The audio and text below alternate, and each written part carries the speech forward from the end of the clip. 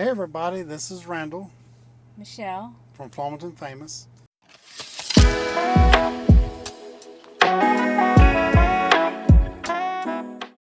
We just got back from the Fig-a-holics 2024. This is our third time going.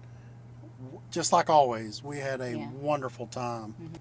All right, before we got up there, we had a hurricane coming through the area that kind of came in along Louisiana and went straight north, and we weren't sure if we were going to get rained out for this event or not, but we still had like 150 people show up. Right. The weather overall really wasn't that bad. It wasn't until 1 o'clock we got a little rain shower, but there were plenty of tents for people to get under.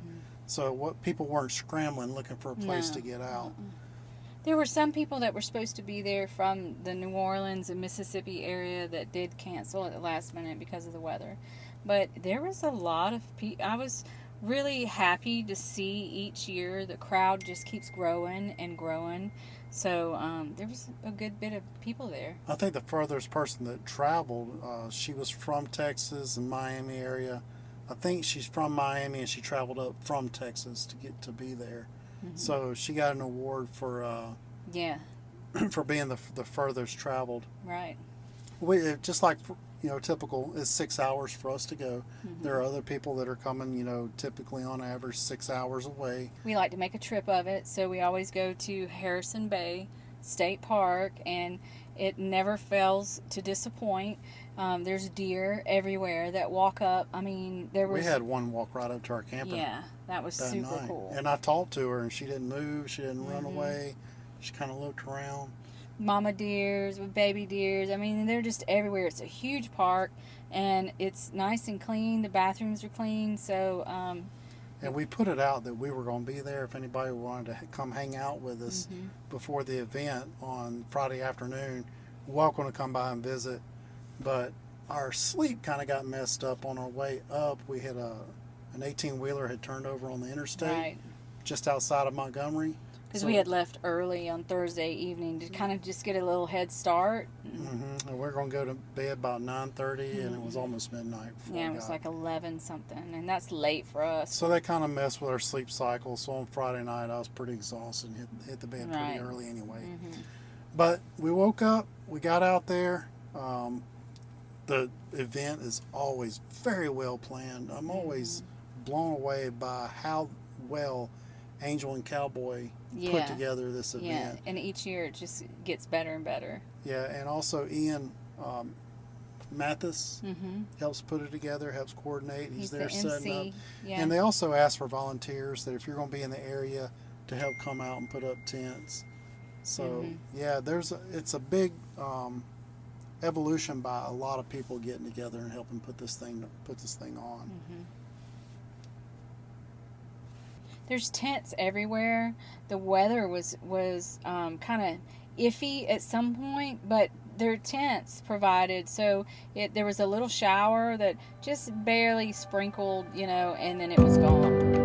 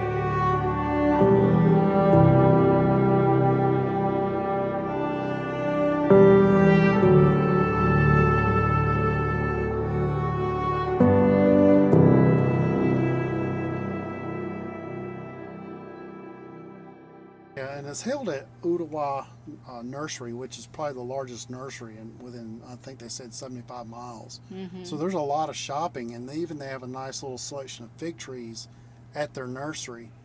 All And, sorts of stuff. It's great. yeah, you could just browse the nursery and do your shopping while you're there. You'll pick up some good deals. So I'm always impressed by the nursery also. I love to just shop around the nursery and pick up some stuff while I'm there also.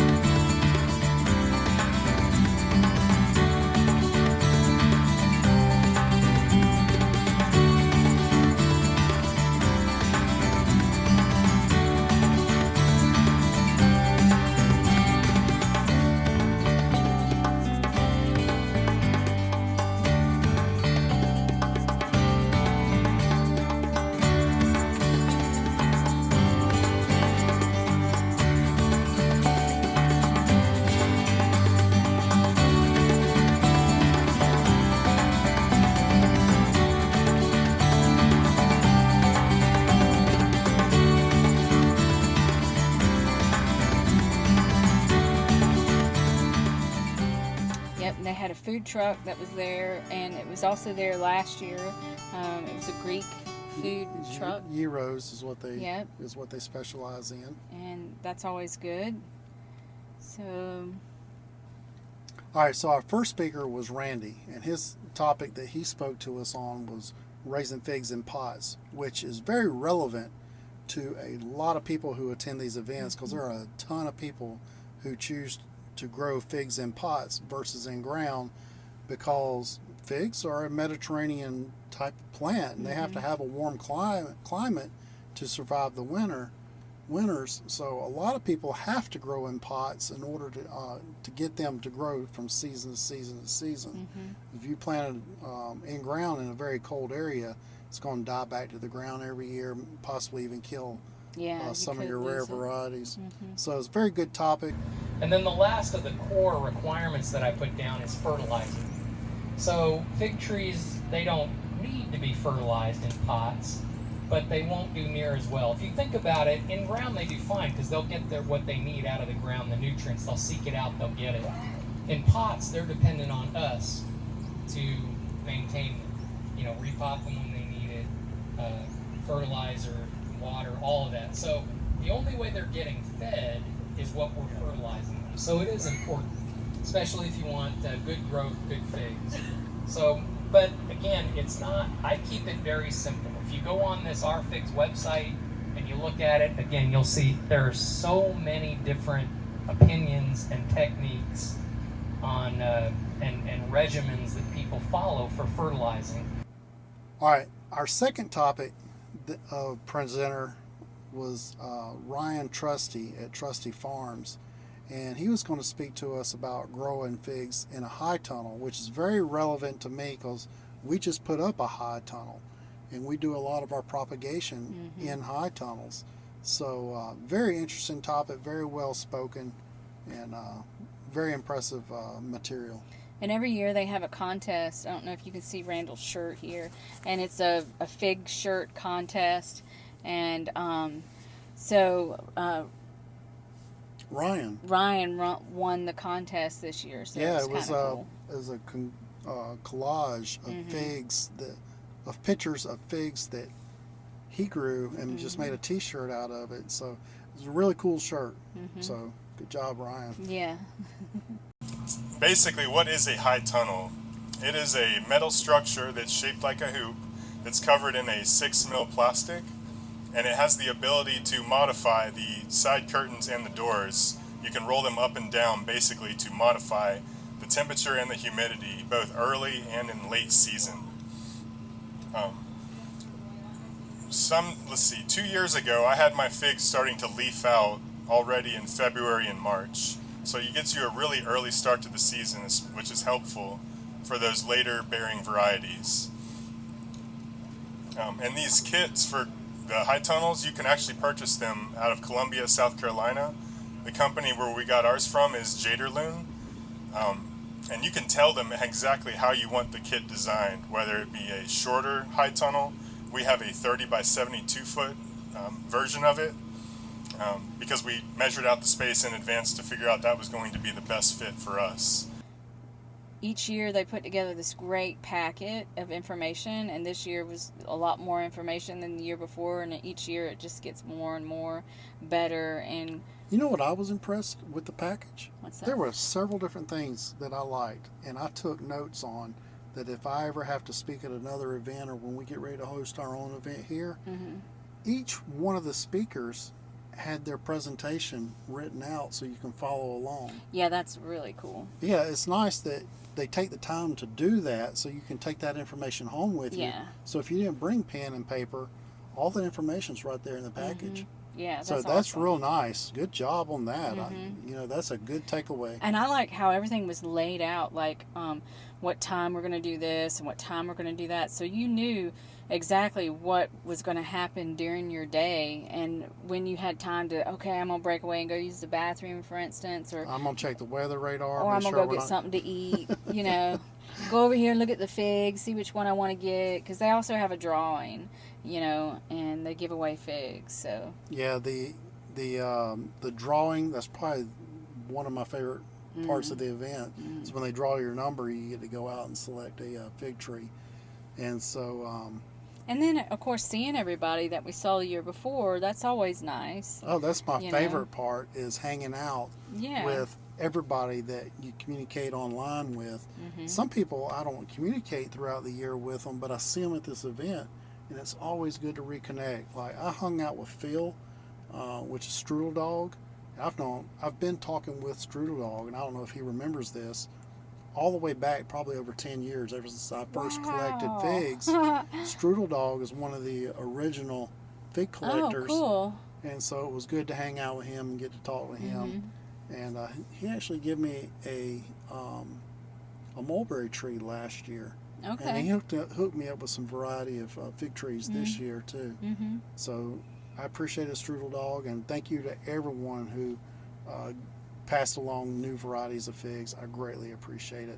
And that's really what these events are all about, is build a community, and you can do trades before you get there. People just, are like, hey, I'd like to add this fig to my collection. I don't have anything to trade. A lot of people are just like, just take the tree, it's just sticks, Yeah. Whatever. But there's a lot of donations, really nice people just donating figs. Especially And, for the drawing, too. Yeah, and I brought some nice fig trees to trade with, and I ended up bringing back more trees than what I brought to trade with. People just donating. But there's always next year. Yeah. So as we grow our business, the more varieties I'll end up bringing to these swaps. Yeah. So not only do they do drawings for fig trees, but at the end they also do, the who gets the coolest t-shirt contest, and then we do group pictures of everybody, and then they do like a grand prize drawing. They give away some Huggies, and there was a lot of different things leading up, and then the grand prize. And even some fig trees and stuff were given away. So who gave away the grand prize? All right, the grand prize was donated by Ivy Organics. Charles sent that over. I appreciate it, Charles. If you're watching this, was drooling over that package. And thank you for donating to the community and getting that out there. That's right. It's very well appreciated. And a lot of people were talking about that Ivy Organics giveaway and how they wanted it. So I appreciate it. And then they gave away a cutting board, a handmade cutting board, and I think it's in the shape of a fig leaf, which is really super Beautiful. cool. Yeah. So it had some green resin inside the fig leaf. Yeah, it was really pretty. really pretty. And then we always go to dinner. Yeah, and I really look forward to that dinner. And not a lot of people turn out. It seems like just the core people that are really into figs. Yeah, the people that kind of put it on, and then everybody that's like really. And I know a lot of people are traveling, so whenever they come to the event, they got to turn around and That's got to true. travel back. That's true. And it's hard to do everything. But if you can, please make the dinner afterwards. dinner. It's so much fun. It's a lot of fun. And then you really get to know each other, you know, by sitting around, because I'm not active in the fig group. Randall is. So, you know, really at the dinner time, because I'm always filming and shooting during the event, but at dinner we really get to chat and get to know people, and it's a lot of fun. Yeah, so I did a pepper challenge video. Yeah. And Cowboy saw it. And so what does he do? He calls the chef to bring out this little bottle of hot sauce called The End. Give me your finger.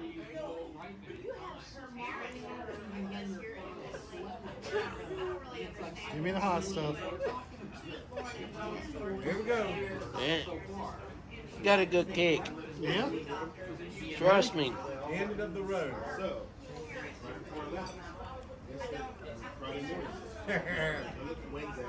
Don't taste like a I tried this, and I'd get them near like. I was. It's like, woo! You feel it, don't you? There's the hiccups. Let me see the.